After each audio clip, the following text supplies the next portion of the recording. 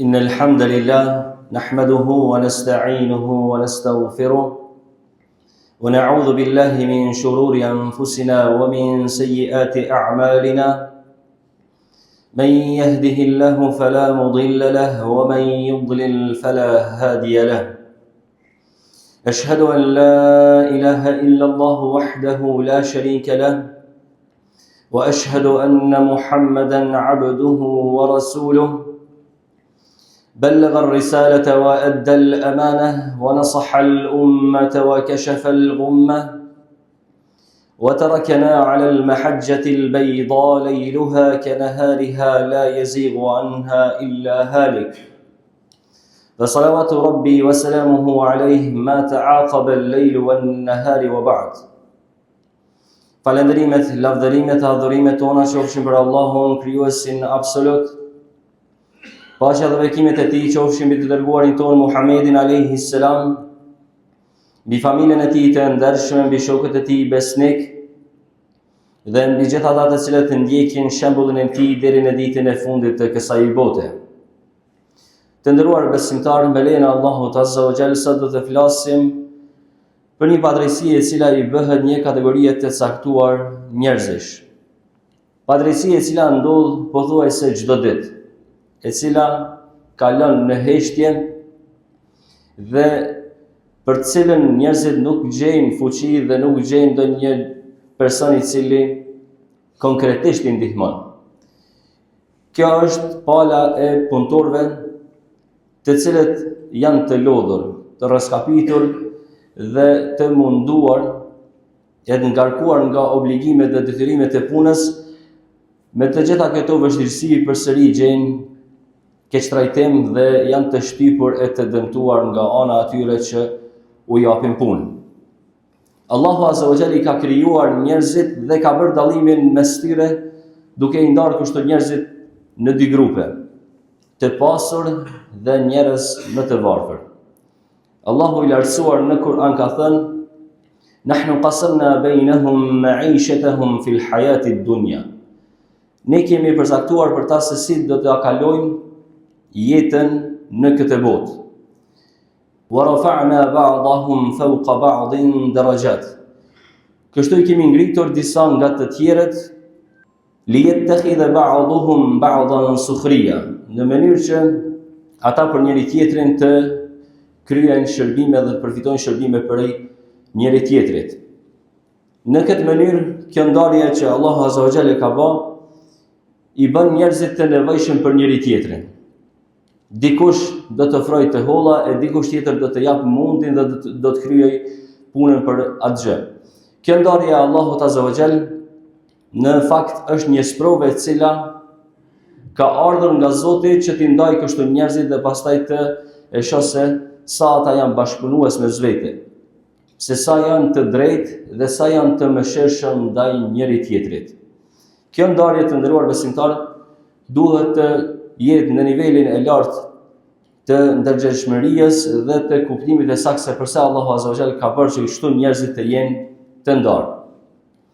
Në momentin kur ekziston një marrëveshje mes punëdhënësit dhe punëkryesit, atëherë ajo marrëveshje duhet të aplikohet dhe duhet të ju përmbahen të dy palët në mënyrën më të drejtë dhe më të saktë sipas asaj marrëveshje që në fillim është nënshkruar. Ya ayyuhalladhina amanu awfu bil uqud.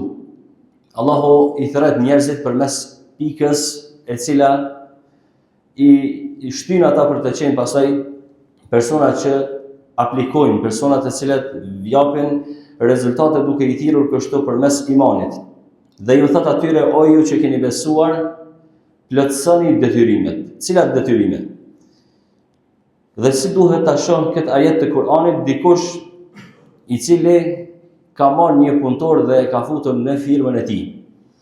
Duhet të e lexoj këtë ajet të Kur'anit dhe ta kuptoj në mënyrën më të drejtë ai person dhe të mos jetë i padrejtë me punëtorin.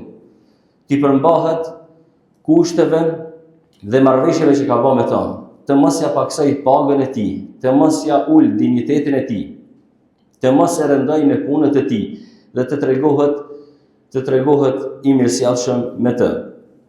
Të nderuar besimtar, një prej rasteve të cilat i keni dëgjuar dhe i lexoni në historinë islame, e për të cilat pejgamberi sallallahu alaihi wasallam na ka informuar se nga popujt e mëhershëm ka pas njerëz të tillë. Dhe rasti në fjalë është rasti i 3 personave të cilët ishin ngujuar në shpellë.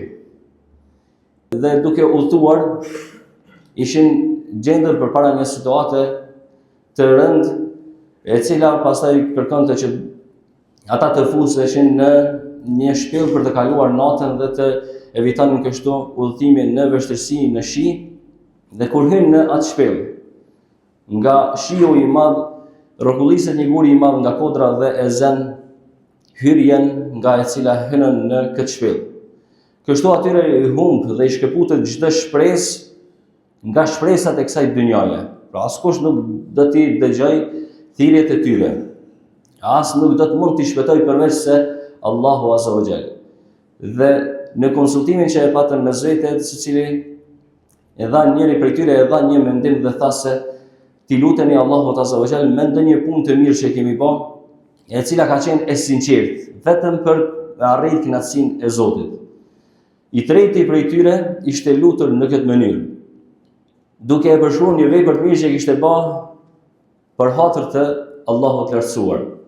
Dhe thotë, o Zot, unë kam pasur një punëtor, me të cilën kemi rënë dakord për çmimin e caktuar, por e ka kryer punën, nuk ka qenë i kënaqur. Jo që unë s'ja kam dhënë hakun, mirë po ai nuk ka qenë i kënaqur me pjesën e vet që ta marr.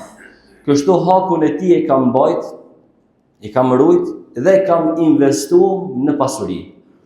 Dhe ka dhënë Allahu Azza wa Jall rezultate të jashtëzakonshme në këtë pasuri, e cila pastaj është shumë fishuar dhe është bën një lugin me bagti. Kur pas disa viteve, pasi që ka kaluar një kohë, ka ardhur ky person ta kërkoj hakun e vet. Dhe thotë, kur ka ardhur tek unë, më ka pyetur se a e ke akoma hakun të cilën e kam pasur tek ti, nga haku i punëtorit. Thotë, po shiko atë lugin atje, e tëra është e jotja nga haku yt. Ky punëtori thotë, mos bën hajgare me mua. Unë nuk kam punuar për kaq shumë pasuri. Thotë, pasha Allahun, kjo pasuri të cilën po e sheh në atë lugin, nga bagëtitë e shumta që po i sheh, e tëra është nga haku jot prej punëtorit. E kam investuar e pastaj ajo është shumë fishuar. Thotë, e tëra të përket ty. Dhe ky punëtori kishte qenë kooperac, e kishte marrë të tërë dhe asgjë nuk i kishte lënë. E ky nguajuari në shpellë, po i lutet Allahut dhe po thotë që unë nuk kam bërë këtë vepër për dikë tjetër përveç se për hatër tënde. Thotë, nëse ma ke pranuar këtë vepër, atëherë na mundso që të dalim nga ky ngujim dhe të shpëtojmë jetën tonë. Dhe Allahu Azza wa Jall e lëviz gurin dhe pastaj shpëtojmë të tretë duke u ofruar Allahut me një nga veprat e mira që e kanë bërë.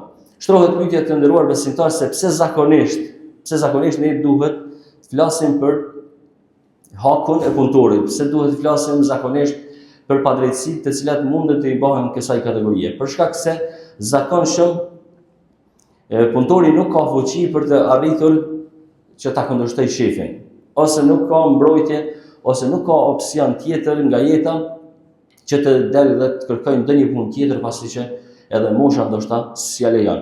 Në këto rrethana atëherë njerëzit të cilët nuk kanë frikë Allahun fillojnë ta manipulojnë, fillojnë ta shantazhojnë dhe të kështrajtojnë këtë njeri, ndërsa këta njerëz janë të kërcënuar me një hadith kutsi të cilën Allahu Azza wa Jall ka thënë, thalathatun ana khasmuhum yawm al-qiyamah. Thotë pejgamberi alayhi salam që Allahu Azza wa Jall ka thënë 3 personave ditën e gjykimit unë do të jem armik i tyre. Për kush po thot këtë fjalë? Allahu i lartësuar. Njëri prej tyre është rajulun istajara ajiran, një person i cili ka marrë punëtor, fastawfa minhu. Dhe ky ja ka kryer punën, çish kanë rënë dakord që ashtu ja ka bë punën. Walam yu'tihi ajrahu, ndërsa ky nuk ja ka dhënë hakun e punëtorit, nuk ja ka dhënë hakun e tij për cilën janë dakorduar dhe ja ka kryer punën. Allahu po shprehë duke thënë se unë jam armik i atij personi i cili e han hakin e punëtorit. Andaj le të kenë frikë të gjithë ata të cilët kanë punëtor dhe nuk sillen në mënyrën e duhur me ta. Gjithashtu pejgamberi alayhis na udhëzon duke thënë a'tul ajira ajrahu qabla an yajiffa 'araku. Të jepja punëtorit hakun e tij përpara se t'i thahet djelsa e tij. Qëllimi këtu nuk është që ka punu deri në fund ditës dhe jepja parat. Kjo është me marrëveshje bëhet paga mujore siç është edhe ligji që funksionon tek ne. Mirë po qëllimi është që mos ja ha hakun e punëtorit. Dhe sa janë të këtil njerëz të cilët bin dakord dhe bëjnë marrëveshje paraprake për një punë caktuar. Dhe punëtori nga fuqia e tij, që Zoti ja ka dhënë, nga zgjuarësia e tij e kryen punën më pak se sa që ai e ka imagjinuar apo e ka menduar punë që të kryhet. Kur vjen puna për m'ia dhënë pagesën, atëherë fillon me ja hambur hakun. Dhe i thotë se nuk e punu për çdo parë, nuk i ki me hak këtë parë. Ndërsa marrëveshja paraprake ka qenë. Nuk është e udhës që këtë veprohet. Të nderuar besimtar, ka raste kur për shembull me një punëtor dakordohesh dhe bjen në marrëveshje për një punë caktuar me pagu 100 euro. Dhe ato 100 euro kur ja jep, shtoja edhe pak. Jepja edhe 10 euro. Çato 10 euro në pasurinë tonë dhe Zoti ka më lëshuar shumë bereqet. Për çfarë arsye? Për shkak se këto 100 euro kur i merr punëtori, thotë i ku marr me mundin tëm. Ndërsa këto mi dha 10 euro më tepër, këto janë tamam mirësi nga te që i ofrohet këtij punëtori e që Allahu Azza wa Jall pastaj lëshon bereqet. Çfarë bereqeti lëshon? Është bereqeti të cilin njeriu e arrin përmes duas së atij që i dha nga pasuria. Për shkak se kë në fund thot Allahu të dash bereqet, faleminderit shumë edhe të bën dua për ty. Zot të runa me ja hangër hakun e tij, hyn në duan kundër teje dhe kështu e shkatron vetveten tënde. Për një nga padrejtësitë të nderuar besimtarë, e cila nuk flitet dhe pak keni dëgju, ndërsa ankesa nga punëtorët ka shumë të kësaj natyre, është padrejtësia që i bëhet punëtorëve në mënyrën se si ata do ta bëjnë aplikimin e fesë së tyre. Pra kur shkon dikush për me hin punë dikon, ose ka fillu punën dhe shefi duke u falë, e dëgjon një shef i cili thot vetes musliman. Dhe thot se këtu thot nuk ka mu fal, këtu s'është xhami. Ose e gjen dikon që e pengon një besimtar, një punëtor, e pengon nga ardhja sot për ta falur namazin e xhumas. Allahu na ruaj. Ta njerëz janë tepër të guximshëm, ti quajmë kështu, për shkak se këta lejet që vetë nuk falen, që janë të e bëjnë mëkat, por këta e bëjnë edhe mëkatin e dytë, të cilët e marrin guximin dhe për t'i ndalur njerëzit nga falja e namazit dhe nga adhurimi ndaj Allahut Azza wa Jall. Keni frikë Allahun dhe lejoni punëtorët e juaj që ta falin namazin e xhumas. Keni frikë Allahun dhe lejoni punëtorët e juaj që ta falin namazin ditor që i bjen në punë. Për shkak se ka mundësi bereqetin Allahu me ta lëshu përmes atij punëtori i cili është duke u falë në vendin e punës. Mos i pengoni njerëzit nga adhurimi i Allahut, për shkak se pasuria do t'ju humb dhe bereqeti i saj do të zhduket në momentin kur ju i shpallni Allahut i luftë me një anë për shkak se i dini përballë obligimeve të tij.